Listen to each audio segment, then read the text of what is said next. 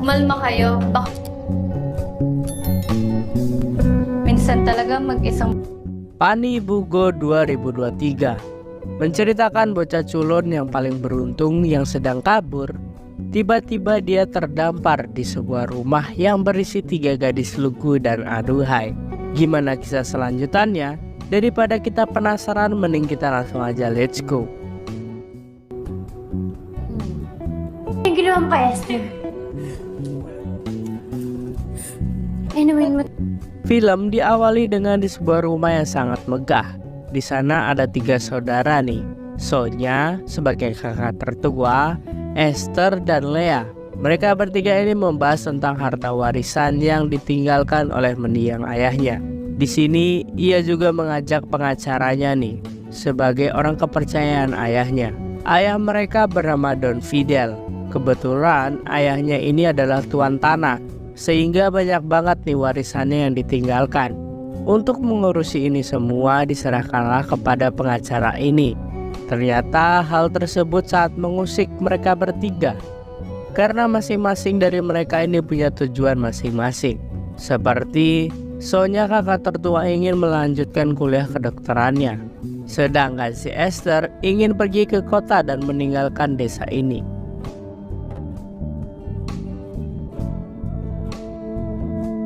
Singkat cerita, di tengah malam, saat kedua adiknya tengah tertidur lelap, Sonya menghabiskan malam ini dengan menenggak segelas minuman. Dan tiba-tiba datanglah sosok tentara yang mendaratkan perkututnya kepada si Sonya. Diam-diam Sonya ini punya hubungan spesial dengan salah satu tentara yang berjaga di desa. Singkat cerita, pagi pun tiba. Sebagai salah satu orang terkaya di desa ini, mereka pun mempunyai sebuah mobil.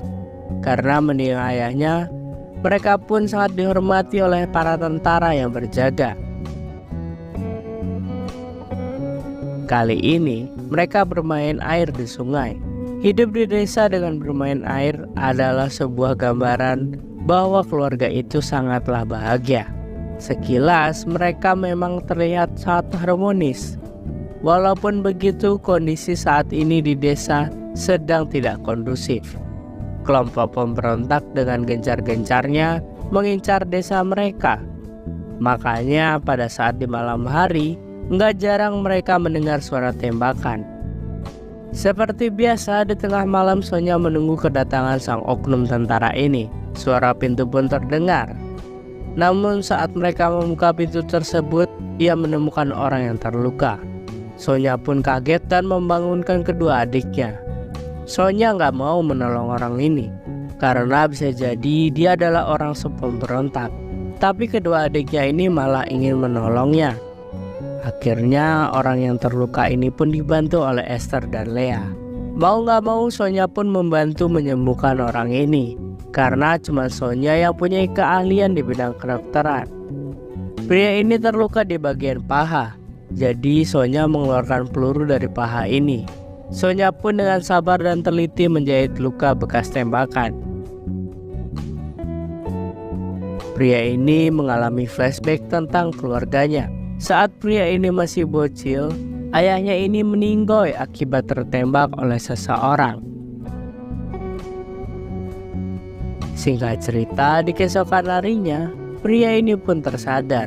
Saat ia membuka matanya, ia dikerumuni 3 orang gadis yang lucu dan menggemaskan. Pria ini memperkenalkan diri. Namanya adalah Felipe. Begitu juga dengan Sonya memperkenalkan keluarganya. Tiba-tiba Felipe ini kebelet pipis. Ia pun buang air. Namun dari kejauhan Esther sudah memperhatikan gerak-geriknya. Namanya juga gadis puber, apalagi mereka belum pernah pacaran tuh. Esther pun sampai mengantarkan Felipe ke kasur dan merawatnya hingga sangat lembut. Diam-diam Felipe juga berimajinasi nih, yang mana ia berladang dengan 3 saudaranya ini. Satu sisi kiri, satu sisi kanan, dan satunya lagi di atas. Tapi itu cuma mimpi cuy. Di keesokan harinya Felipe berusaha untuk berjalan. Walaupun dengan terobrol-obrol, Felipe terlihat sangat buru-buru. Ia pun membongkar satu persatu laci dan lemari. Seakan-akan ia ingin merencanakan sesuatu. Sampailah dia menemukan sebuah dokumen. Tiba-tiba Esther datang dan mengantarkan sarapan. Sebagai tanda terima kasih, Felipe pun menawarkan keahliannya sebagai tukang. Tapi Esther mengatakan bahwa Felipe nggak usah repot-repot. Karena terlarut, Esther malah menceritakan bahwa setelah warisannya sudah dibagi, Esther akan pergi ke kota untuk mencari tantangan baru dan melihat dunia yang lebih luas lagi. Diam-diam, Sonya menguping apa yang dibicarakan oleh saudaranya ini. Cuma Sonya nih yang paling waspada dan hati-hati. Felipe juga diam-diam memperhatikan segala gerak-gerik yang terjadi di rumah ini. Perlahan, semua terungkap bahwa mereka bertiga ini nggak terlalu akur. Esther nggak begitu suka terhadap Sonya yang selalu mengatur kegiatan mereka bertiga. Ia yang mendengar apa yang dikatakan oleh Esther malah nggak marah sama sekali dan menyuruh kedua adiknya ini lebih waspada lagi. Di sisi lain, Felipe mencari sesuatu ke seluruh kamar yang ada di rumah ini. Sampailah Felipe ini menemukan segepok uang yang berada disimpan di salah satu kamar. Sepertinya Felipe ini lagi merencanakan sesuatu lagi. Singkatnya, ayam peliharaan mereka tiba-tiba tewas. Entah apa yang terjadi, satu kandang itu semuanya meninggoy. Orang yang bertugas untuk mengurus ayam pun langsung menjadi bulan-bulanan. Akhirnya, Lea pun ditugaskan untuk mengantar makanan pada Felipe. Namun karena Lea adalah gadis polos dan lugu, ia pun menjadi luluh dengan perawakan Felipe. Lea dengan polosnya terbawa suasana saat bersama Felipe. Namun tiba-tiba Sonya sebagai kakak tertua menyadarkannya dan mewanti-wanti bahwa jangan kurang ajar terhadap keluarga ini. Singkat cerita, di sore hari datanglah seorang pengacaranya lagi. Di sini pengacara ini menyatakan bahwa warisannya sudah selesai. Sebidang tanah di San Pablo sudah menjadi milik ayahnya. Pengacara pun menceritakan kenapa hal ini prosesnya lama. Tanah itu merupakan tanah sengketa, yang mana pengurusannya membutuhkan waktu yang cukup lama. Kita pun diajak flashback kembali ke belakang. Ternyata tanahnya Don Fidel, bapaknya mereka bertiga tuh hasil rampasan dari ayahnya Felipe. Saat Felipe masih kecil, dia harus melihat kenyataan bahwa tanah bapaknya telah dirampas oleh Don Fidel. Di malam harinya, Felipe pun terbangun. Ia mendengar suara dari balik jendela, yang ternyata itu adalah sang oknum tentara yang datang kepada Sonya. Felipe pun melihat sebuah rahasia yang sangat jelas. Bahkan Esther dan lainnya nggak mengetahui. Di malam ini Sonya mendapatkan jatah di gudang belakang rumahnya. Walaupun bau lembab dan kotoran sapi, tapi oknum ini nggak pernah masalah. Yang penting ia bisa mendarat aja tuh di Sonya. Aksi malam ini pun sangat heboh. Mereka pun sampai berkeringat tuh. Pagi pun tiba, di mana Felipe yang berangsur pulih. Ia pun mulai bergabung dengan keluarga kecil itu. Di sini Felipe mengaku ia berasal dari kota dan datang ke desa untuk menaiki bukit. Namun ia malah terkena peluru nyasar. Jadi untuk berjaga-jaga selama Felipe tinggal di rumah mereka, mereka pun melindungi dan menyembunyikannya supaya Felipe tidak dianggap sebagai pemberontak. Tapi diam-diam terjadi persaingan antara Lea dan Esther. Tampaknya Felipe menjadi jatuh hati kepada Lea, sedangkan Esther tertarik kepada Felipe. Saat Lea membantu Felipe di kamar mandi, Esther pun menatapnya dengan penuh amarah. Di malam harinya, Sonya pun menemukan kotak penyimpanan duitnya terbuka. Ia pun kebingungan setengah mati, dan betapa kagetnya, Sonya menemukan uangnya malah berada di lemari adiknya, yaitu Esther. Sonya pun langsung memanggil Esther dan memarahinya. Esther pun gak ngerti nih apa yang sedang terjadi. Namun karena udah tersulut emosi, Lea dan Felipe pun sama-sama bingung. Pagi harinya, Felipe mengajak Esther untuk berjalan-jalan. Mereka pun bermain di tengah ladang jagung. Di sini suasana menjadi hangat dan syahdu, yang membuat Esther menjadi kesemsem sama si Felipe. Karena gak bisa menahan lagi api yang berkobar dalam dirinya, Felipe pun langsung berangsur pulih staminanya, dan mereka pun akhirnya melaksanakan ladang bersama di tengah kebun. Sepulangnya mereka dari rumah, Sonya pun mengerti apa yang telah dilakukan adiknya, karena baju yang mereka kenakan compang-camping bekas tanah. Ngapain lagi coba? Baru juga sampai rumah, Felipe kembali menghampiri Esther. Kali ini Felipe menawarkan lumuran seluruh badannya dengan menggunakan minyak. Diawali dari bagian kaki dan perlahan-lahan menuju ke seluruh bagian tubuh. Namun tiba-tiba si Esther mengalami gatal-gatal di sekujur tubuhnya. Ternyata Esther ini alergi kacang, dan minyak ini mengandung kandungan kacang. Lea dan Sonya pun panik. Mereka pun segera memberikan obat untuk mencegah alerginya. Setelah selesai dengan masalah Esther, Felipe pun menemani Sonya yang sedang sendirian. Sonya pun menceritakan susahnya menjadi kakak dan mengurusi dua adik yang mempunyai ego masing-masing. Sonya pun terbawa suasana. Ia bahkan menceritakan saat orang tuanya masih hidup, di mana orang tuanya ini meminta kepada Sonya untuk menjaga adik-adiknya. Sonya pun berharap suatu saat nanti adik-adiknya ini mengerti bagaimana sayangnya Sonya kepadanya. Tiba-tiba Esther pun datang dan menganggap bahwa Sonya dan Felipe bersekongkol untuk membuatnya alergi. Tapi di keesokan harinya, Esther tiba-tiba memberi ucapan selamat pagi, dan ia menunjukkan aset istimewanya yang sangat simetris kepada Felipe. Ia pun siap untuk memberikan layanan pagi kepadanya. Namun kali ini Felipe malah menolak. Ia beralasan tidak mau merusak kepercayaan Sonya.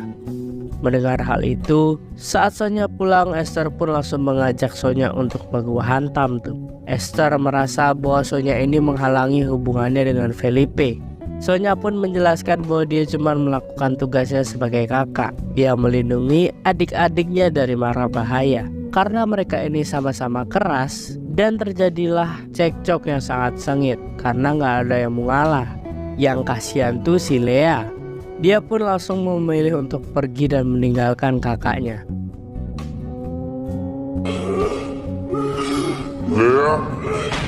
Felipe pun menemani Lea. Disinilah di bawah bintang-bintang disaksikan oleh si bulan. Felipe pun menyatakan cintanya kepada Lea. Felipe pun menentukan bahwa pilihan yang tepat adalah kepada si Lea. Hari-hari berikutnya, Felipe dan Lea pun menghabisi waktu bersama. Mulai dari bertanam di kebun, di air terjun, dan membuat kedekatan Lea dan Felipe tentunya membuat Esther cemburu. Tapi Felipe tetap lebih memilih Lea. Bahkan kedekatan Lea dan Felipe pun didukung oleh si Sonya. Esther ini makin gak terima. Tiba-tiba saat mereka makan malam, pecahan kaca berada di dalam gelasnya Lea, membuat Lea menjadi terluka. Karena terluka, Sonya menyuruh Esther dan bernama Felipe pergi ke pasar untuk membeli keperluan dapur. Saat di pasar, ibu-ibu tiba memanggil Felipe dengan nama Thomas. Walaupun sudah dibantah, namun ibu-ibu ini bersikeras bahwa Felipe ya Thomas, dan Felipe itu nama bapaknya. Untuk menghilangkan rasa curiganya Esther, Felipe pun mengajak Esther berladang di tengah kebun. Hal ini membuat persaingan antara Lea dan Esther semakin memanas. Walaupun sudah berladang, rasa curiga Esther tetap kuat. Pada saat makan malam bersama, Esther pun langsung melabrak Felipe dan meminta ia untuk menceritakan yang sebenar-benarnya. Karena udah terpojok, Felipe pun akhirnya menceritakan semuanya. Thomas adalah nama aslinya. Saat ia masih muda, ia harus melihat kedua orang tuanya meninggoy. Karena sudah sebatang kara, Thomas pun bergabung dengan kelompok pemberontak. Dendamnya ada di tubuh Thomas mengarahkan dia untuk bergabung nih. Dan sampailah Thomas sadar bahwa sebenarnya mereka ini cuma diadu domba aja. Yang bisa menginginkan ini adalah cuma daun sidel. Sampailah Thomas melihat anak-anaknya dan Fidel, yang mana dari awal Thomas sudah tahu kalau Sonya, Lea, dan Esther adalah Don Fidel. Thomas pun mempelajari kebiasaan mereka semua. Ternyata anaknya Don Fidel ini mempunyai sifat 180 derajat dari bapaknya. Karena itu Thomas berubah pikiran, apalagi ia menjadi jatuh cinta terhadap Lea. Bagi Sonya hal itu tetap gak bisa dibenarkan. Apa yang dilakukan Thomas sangat keterlaluan. Karena itu Thomas pun dikurung di gudang belakang. Esther yang termakan amarah, ia langsung mendatangi oknum tentara tersebut. Ia pun melaporkan bahwa ada pemberontak yang ngumpet di rumahnya. Oknum ini yang sering ke rumah untuk memberi jatah tuh. Di sini Esther kaget, ternyata oknum ini udah punya keluarga. Esther pun dibawa ke tengah ladang jagung, dan di sana Esther pura-pura akan memberi hidangan lezat. Tapi yang namanya tentara udah terbiasa siap siaga. Dan yang terjadi, si Esther malah harus dihabisi oleh si oknum ini. Plot twist banget ya. Dan pagi harinya satu desa geger menemukan Esther yang sudah tidak bernyawa lagi. Apalagi semuanya nggak menyangka Esther harus pergi secepat ini. Suasana duka pun menyelimuti rumah ini. Tepat di malam harinya, sang oknum tentara ini datang lagi untuk absen. Namun di sini Sonya sudah punya firasat yang buruk. Walaupun begitu, Sonya tetap masih memberikan hidangan bergizi untuknya. Setelah berladang bersama, oknum ini nggak sengaja menemukan Thomas di gudang belakang. Thomas pun babak belur diajar oknum ini. Tapi Sonya masih membela Thomas. Sonya bahkan memberikan pengalian supaya oknum ini terlena dengan pertunjukan si Sonya. Setelah Lea dan Thomas bisa kabur, tapi yang terjadi selanjutnya, sebuah peluru malah bersarang di tubuh oknum ini, membuat sang oknum ini harus pindah ke dunia lain. Sonya dan Lea dan Thomas pun bingung nih dengan apa yang terjadi. Sonya sebagai kakak tertua, ia pun mengalah dan menumbalkan dirinya. Sonya membiarkan Lea pergi dari rumah bersama dengan si Thomas. Mereka berdua pun segera pergi menaiki mobil untuk kabur dari desa. Dan film